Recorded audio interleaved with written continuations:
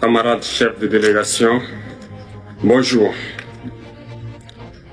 C'est un honneur pour moi ce matin donc de prendre la parole ici et de vous passer donc le salut fraternel du peuple du pays des hommes intègres. C'est aussi le lieu pour moi, avant tout propos, de rendre grâce à Dieu, Dieu Tout-Puissant qui nous a permis de nous réunir ici ce matin en bonne santé pour parler de l'avenir et du bien-être donc de nos peuples. Je m'en vais m'excuser auprès des anciens que je pourrais vexer dans mes propos à venir. Africanité oblige, les droits d'aînesse, je me dois de m'excuser. Camarades, j'ai quelques questions donc de ma génération, mille et une questions qu'on se pose. Mais nous n'avons pas de réponse. Et il se trouve qu'ici, nous pouvons laver donc notre linge sale parce qu'on se sent en famille.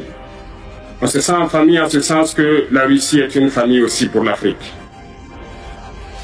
C'est une famille parce que nous avons la même histoire. La Russie a consenti d'énormes sacrifices pour libérer le monde du nazisme pendant la Seconde Guerre mondiale. Les peuples africains, nos grands-pères, ont été déportés de force aussi pour aider l'Europe à se débarrasser du nazisme.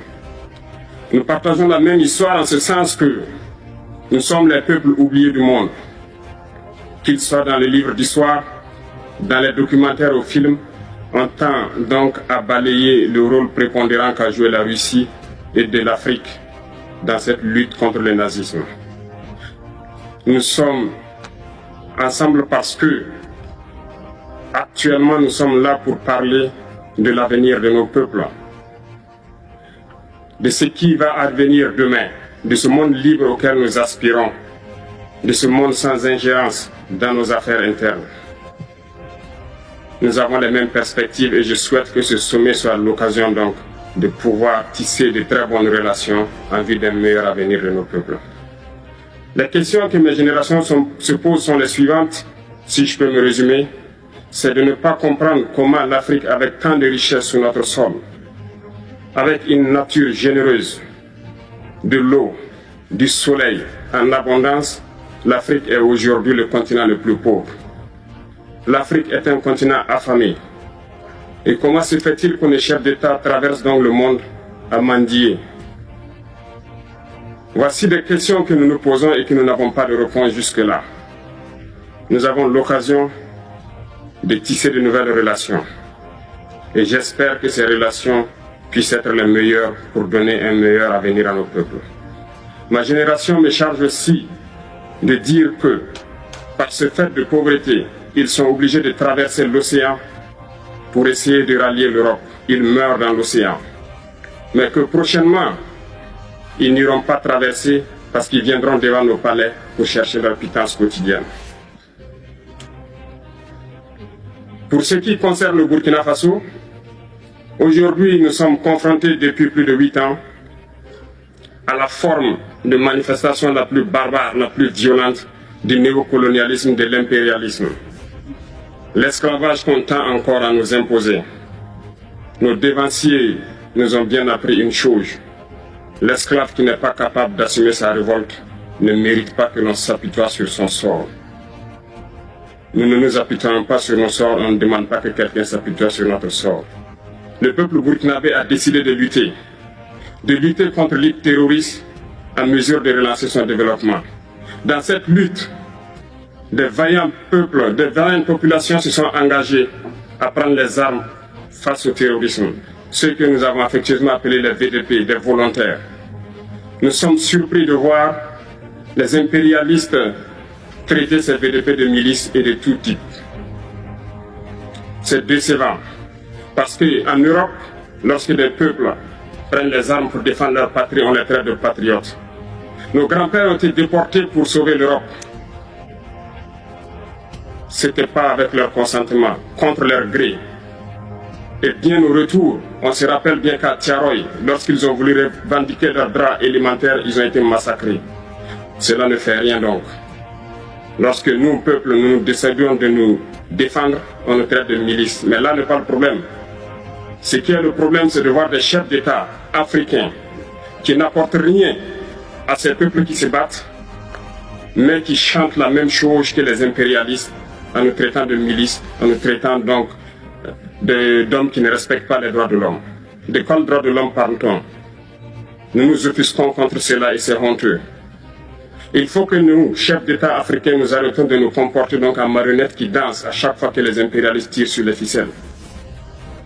Hier, le président Vladimir Poutine a annoncé donc l'envoi des céréales en Afrique. Nous sommes bien contents. Nous lui disons merci pour cela. Mais aussi, c'est un message passé à nous, chefs d'État africains, parce qu'au prochain forum, nous ne devrons pas venir ici sans avoir assuré, pour ceux qui ne connaissent pas la guerre, l'autosuffisance alimentaire de nos peuples. Nous devons prendre l'expérience de ceux qui ont pu déjà atteindre cela en Afrique, tisser de bonnes relations ici et tisser de meilleures relations avec la Fédération de Russie pour pouvoir assouvir les besoins de nos populations. Je ne serai pas peut-être long, le temps est imparti et très court. Nous sommes obligés de nous arrêter à un moment donné. Mais je voudrais terminer en disant que nous devons donc rendre hommage à nos peuples qui se battent. Gloire à nos peuples, dignité à nos peuples, victoire à nos peuples. La patrie ou la mort, nous vaincrons. Merci, camarades.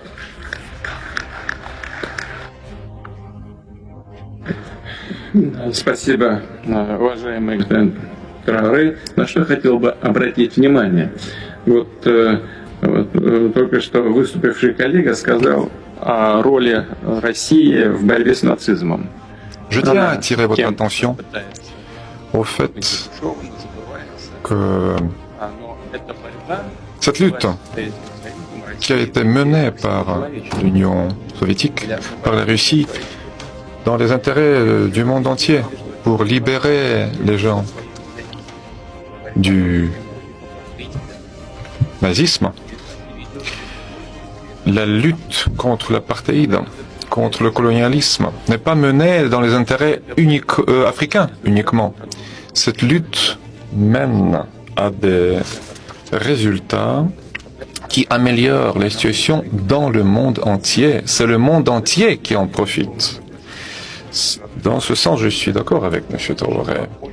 Ça rappelle ce qui s'est passé à l'époque soviétique, la lutte qu'a menée l'Union soviétique, la Russie, s'inscrit dans cette lutte de tous les peuples pour les libertés. Je donne la parole au président de la République du Cameroun, Son Excellence Paul Biya. À vous la parole, Monsieur le Président. Chers abonnés, Facebook a considérablement réduit la recommandation des vidéos à caractère politique en Afrique, en Europe et en Amérique. Dans un contexte où les yeux du monde s'ouvrent sur les enjeux internationaux, il est crucial de contourner cette censure. Pour nous aider à faire entendre nos voix, likez cette vidéo, partagez-la massivement. Laissez vos réactions en commentaire. Le combat pour la libération du monde se fera ensemble. Soyons unis et actifs. Bon visionnage!